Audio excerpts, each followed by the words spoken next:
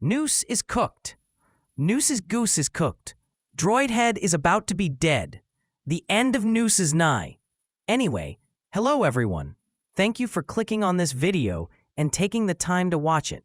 I have a few key points that I believe are signs that the death of Noose is not a possibility, but an inevitability. Throughout the history of TV and other media, a notorious trope exists. A sudden increase in the attention given to a particular character signals their impending death. Writers raise a character's visibility, not just to elevate stakes, but to emotionally prime the audience for loss. Star Rail appears to be playing into this structure. Throughout earlier arcs, other Aeons have had what can just basically be described as brief cameos. Noose, however, is at the forefront of the Amphorius arc. What we are bearing witness to is the final moments before the death of Noose, the event that will spark the War of the Aeons. As there has yet to be any really dramatic permadeaths that we have seen, at least in the present, the death of an Aeon will surely be one heck of a way to usher in a progression of major unaliving. At the start of the Amphorius arc, the Herda encountered and captures a memo snatcher trying to steal Noose's memories. What if this act, though construed to be malicious, was actually an act of salvation? Remember when Fuli, get it? Used the Trailblazers' memories to reconstruct their existence post-mortem. The Memo Snatcher would likewise use Noose's memories to restore their existence in the event of their demise. You back up your files to prevent loss of data. And the Memo Snatcher was doing just that, creating a backup Noose. However, since the Herda captured them, she has prevented the salvation of Noose and therefore inadvertently helped in ending the very Aeon she follows. So much for the answer to that question she wanted to ask them. We now know that Noose isn't just some subplot, but is a central part of the plot of Amphorius. With this in mind, we should be asking ourselves, how does this Memo Snatcher fit into the overarching narrative, and what is it about Noose's memories in particular that make them relevant to the Garden at this point in time? With Noose's death on the verge of becoming reality, there's a newfound sense of urgency driving the Garden to secure Noose's memories before it's too late.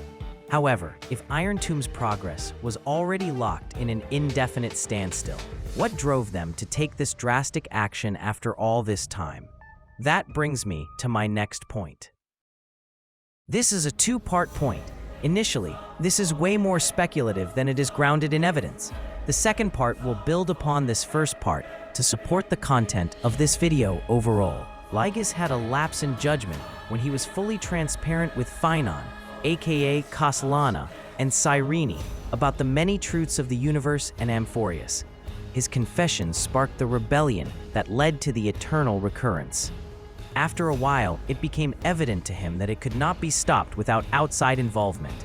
He eventually concluded that the best and only way to end it and continue Iron Tomb's progress was to bring in the Astral Express. With their reputation preceding them, Lygus figured only past riders of Trailblaze would be, in villain terms, dumb enough to really integrate themselves into Amphorius and risk their lives for it.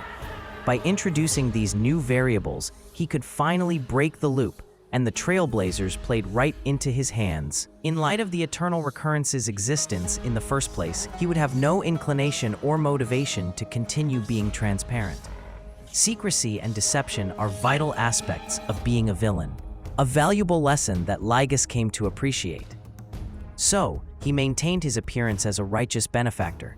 He pretended to be the warden of a Lord Ravager's prison to hide the fact he's helping bring one into being. He offered the Trailblazers a chance to leave to hide the fact he wants them there. The MC stayed and put an end to the Eternal Recurrence as he anticipated. If they knew he wanted them on Amphorius, it would have drew suspicion. He brought them to Amphorius, kept them on Amphorius, and they remained his clueless pawns. This next part could be its own theory video, but to further understand and make sense of this, it needs to be included. Black Swan is a villain. She is Lygus's co-conspirator helping him release Iron Tomb. He wanted the Trailblazers on Amphorius, and she was the one to send them there, taking advantage of the Express's need for fuel. She suggested Amphorius as the destination, and she revealed it. They never would have considered it, let alone know about it without her. and would have been trapped on Penacony without her. She was facilitating their journey to Amphorius for Ligus since the beginning of the Penacony arc. When it comes to Amphorius, Ligus is on the inside looking out, and Black Swan is on the outside looking in. Ligus needs someone on the outside to help keep things going smoothly. If she caused any interference for the Herta and Screwlum, it would have drawn suspicion.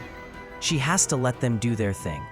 Yet, while Ligus has kept his tabs on the Nameless on Amphorius, Black Swan has been keeping tabs on the Nameless on the Express. She potentially lied to Himiko as well about the garden members on Amphorius, making her out to be all the more suspicious.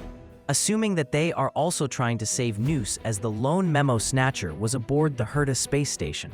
Then, they're not stealing Amphorius' secrets, but investigating Amphorius. After all, if the Trailblazers learning the secrets before them is as big of a deal as it was made out to be, why haven't they tried to actively stop that from happening? No encounters with any hostile garden members have happened. They ignored Dawn Hung and the Trailblazer to focus on March. Black Swan also claimed they hijacked her memories, which sounds bad. With those garden members trying to save Noose, then they need March to do so, possibly planning to encase Noose in 6-phased ice. Black Swan isn't trying to stop a villainous group within the Garden of Recollection. She's a villain making a good group look bad. The garden isn't a threat to her yet, but if they become one, she needs the Trailblazers to stop them from saving Noose, and she'll use them to do so. Just as the Herta unwittingly sabotaged the Meno Snatcher, so will the Trailblazers unwittingly sabotage the garden's presence on Amphorius. They won't realize they were played until it's too late. Black Swan's villain status is also hinted at by the 2 Fables About the Stars videos. The second trailer is narrated almost exclusively by villains. So what if the first trailer was also narrated by a villain? The second reveals the Lord Ravagers, and the first reveals the Aeons. But what if we were introduced to a Lord Ravager in that first video as well? Among all the Lord Ravagers revealed, none of them are the ones targeting Remembrance. What if they didn't include that Lord Ravager because they couldn't? What if Black Swan will be revealed to be that Lord Ravager later in the game's story? Black Swan is colluding with a Lord Ravager because she herself is one. Besides Iron Tomb, she may have assisted Fantilia in causing the Stellaron crisis on the Lafu, and may be helping all Lord Ravagers. There's one more thing that implies Black Swan is a villain: her name itself. The name Black Swan may be a reference to the Black Swan Theory. The Black Swan Theory describes a rare and unpredictable event with massive consequences, one that seems impossible until it happens, and is only rationalized in hindsight. So, for example, a Stellaron and Lord Ravager aboard a Cienjo ship, or the death of an Aeon. Those sound like Black Swan events to me. The Black Swan Theory, by its very nature, implies hidden cause, a trigger that changes the board. If Black Swan is ultimately revealed to be the Lord Ravager targeting Remembrance, then she is the narrative's Black Swan event, the twist that no one anticipates until it's too late. After the battle with Aquila, we see the Dawn device deactivate. The immediate cause was the death of Cypher, subsequently ending the lie-turned reality that it would last forever, created by her power of trickery. However, the death of Aquila is implied to be as significant when Hyacinth asks Phynon about the Dawn device being gifted by Aquila to Kepfali. It's one thing for a character to bring it up, but it's another for it to be written into the story in the first place. What purpose does that dialogue serve? It establishes a correlation between Aquila, the creator, and the Dawn device, its creation. The latter has the potential to function only as long as the former lives. At any point in time, when Aquila dies, so does the Dawn device.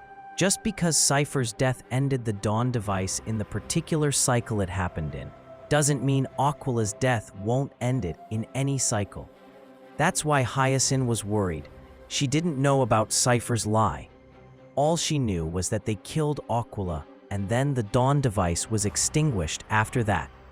Her belief is grounded in truth. The concept that Aquila's death leads to the Dawn device's failure is ominous. This shows us that Noose's death will cause the Matrix of Prescience, if not the entirety of the Cienjo Alliance's divination technology, to shut down. Once again, consider the second Fables Among the Stars trailer. It makes a point of showing us a scene involving Cienjo divination being used before moving on to discuss the death of Nous. Focus isn't being placed on divination just because it's important to the Alliance's operations, but to emphasize that its importance is rooted in Nous. No Nous, no divination. That is why something seemingly specific to the Cienjo Alliance is showcased in a video that focuses on the Lord Ravagers and Aeons. Even though the Matrix was not built by Nous directly, it was constructed based on Nous's calculations. It simulates the future in real time, relying on Nous's intellectual framework to continuously evolve. It's comparable to a computer querying a server or a receiver accessing a broadcast. When the source ends, the feed does too. And while the Matrix already failed to foresee Fantilia's infiltration during the Stellaron crisis, its partial function still gave the Luofu a semblance of foresight. Nous's death will give Fantilia the advantageous opportunity to assault a Luofu that is no longer capable of prediction. For those of you who stuck through to the end, I sincerely thank you for your interest. Please like and share to get these theories out there, and comment your thoughts on them.